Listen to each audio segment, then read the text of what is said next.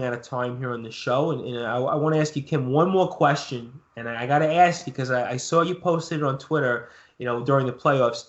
Did Sydney Esiason know who you are? Yeah, she did. I was shocked. So I was walking around the concourse. I was trying to get back to my seat. It was after one of the intermissions. The first And game. No. I see this woman standing at the bar, and I see 17 on her back. I was like, no way, is that Sydney Esiason? And so I stood there for like a good minute, like, do I bother her? Do I go? Do I bother? And I walked up to her. I tapped her shoulder, and I went, hi, are you Sydney Esiason? And she goes, hi, yeah. And she goes, oh, I know you. I see you on Twitter. And I was like, oh my God, Sydney Esiason knows I exist. She was super sweet. We had a great conversation. She loves my necklace. I And saw that on Twitter. It wasn't didn't Grace Lee say something like she was like starstruck from you or something like that? Anders Lee's wife. I think I read that in one of the comments or in one of the Periscope videos. You did something like that with Anders Lee's wife. Was that? Did you meet her as well? yes, I did. When I went to the Offside Tavern in New York City, she was there, and Kelly, who's a great friend of mine, who's also a huge Islanders fan. I think I know her. Yep. Yes, Sure. Kelly and her husband Spencer, who's a fantastic goalie. She was like, "Oh, go say hi." So I said hi, and she was she goes, "You don't think I'm Sydney Esiason, do you?" I was like, "No, I know who you are." But I got a picture with her. She was super nice, and just all the Islanders wives I've gotten to meet, absolutely amazing people. And yeah, it was just I just had starstruck moments just meeting them, just the support that they have for the guys, and just what they do for our community together too is Oh, no something I question. really love. I know that they've done a lot, for a number of different charities, in Nassau County, and obviously in New York City, but obviously more based in Nassau County, and, in terms of, at, Thanksgiving time and, the annual, casino nights and a number of different, visiting the kids at hospitals and giving them Christmas gifts. And I know that, Islanders wives and players have been, very, strong in identifying with, helping the people of, Nassau County and the surrounding areas. And I think that, it speaks volumes onto who they are, as people, because, a lot of times, athletes and their, spouses or other, siblings, whatever you want to, throw in there, they may not identify with the community as much.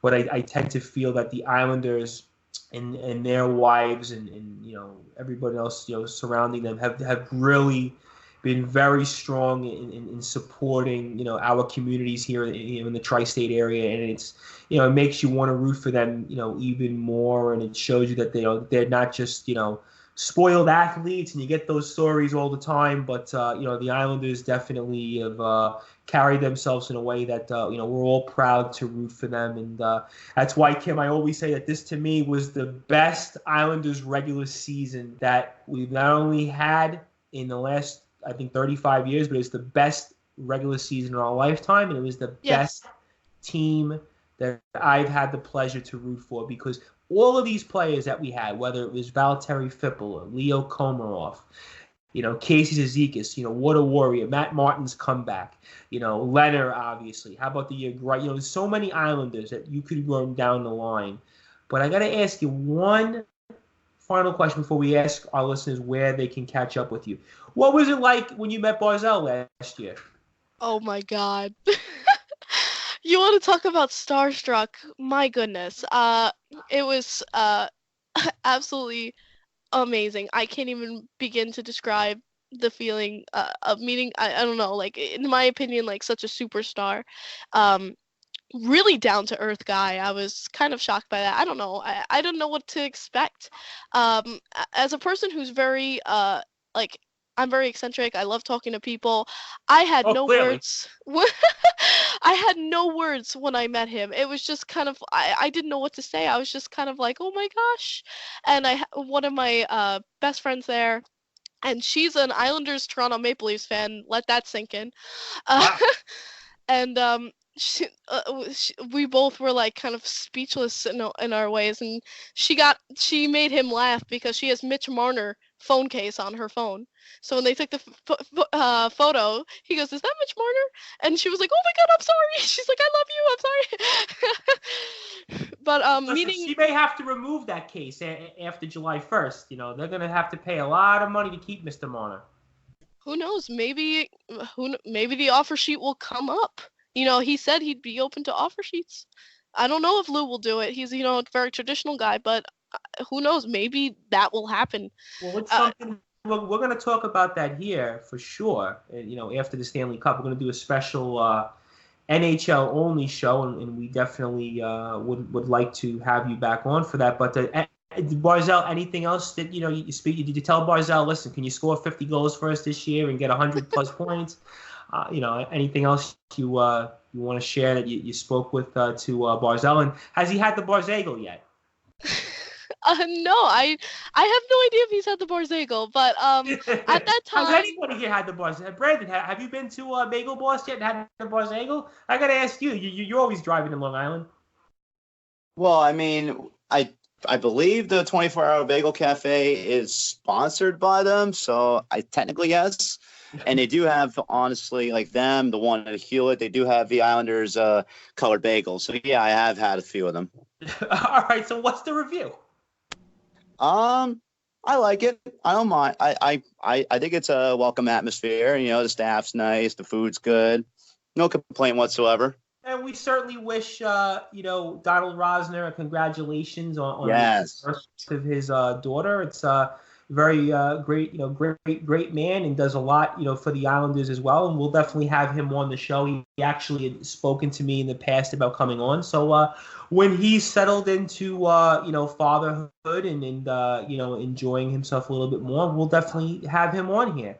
But, Kim, I want to thank you, immensely for coming on here. I think that, you do so much, I think, to represent us as Islanders fans. And I think that, you make us all proud and, keep up the great work. But I want to ask you, two questions. The first one is, obviously, we'd love to have you come on again and, be on the show. I'm sure we'd be humbled we would be humbled to have you on here. And I'm sure you get many podcasts that might want to have you come on. But I think this one is a little bit of a different one. I think it's something that we would definitely love to have you come on here and talk some Islanders. And want to ask you also, where can our listeners catch up with you and all of the great stuff that you do in terms of talking not only Islanders but the game of hockey in general?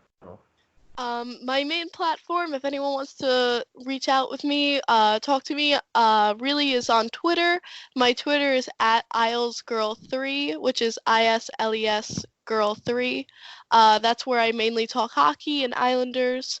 If you want to catch some of the videos I've done video tributes for the Islanders. I have a love of editing, and I have more videos that are in the works right now. You can find me under the same name on YouTube.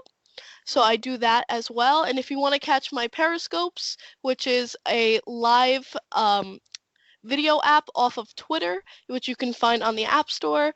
I do those usually Sunday nights at 10 p.m.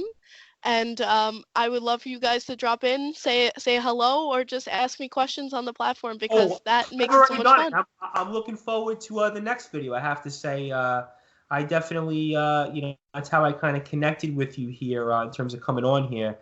So it was a funny story. You actually blocked me by accident. I was actually asking you a question. I think it was about, after the Sunday game against Carolina, game 2, and then, it was we messaged back, forth with each other, and then, you came on here. So, I definitely look forward to the next one, and I want to thank you, immensely for coming on here. And we'd love to have you come back on here again anytime to talk hockey, Islanders, anything else on your mind, anything you want to promote, the sports report with Tom and Rob. We'd love to have you on again. Yeah, thank you so much. And sorry about that. That was a phone glitch I was actually having because of my charger. My charger was making my phone tap the screen, and I blocked 6 people. And I was like, I didn't mean to do that. Listen, you know what? I'm sure there's a lot of people you get that message you and talk, and it's you're doing like 80 different things at once, and but I'm obviously fortunate enough to know you and have you come on. I look forward to saying hello to you at the Nassau Coliseum and the Barclays Center next year, and catching a game, and we'll see you very soon here, and we'll see you on Periscope and Twitter, and thank you again so much for coming on here this week. Thank you guys so much. Have a great day. Awesome.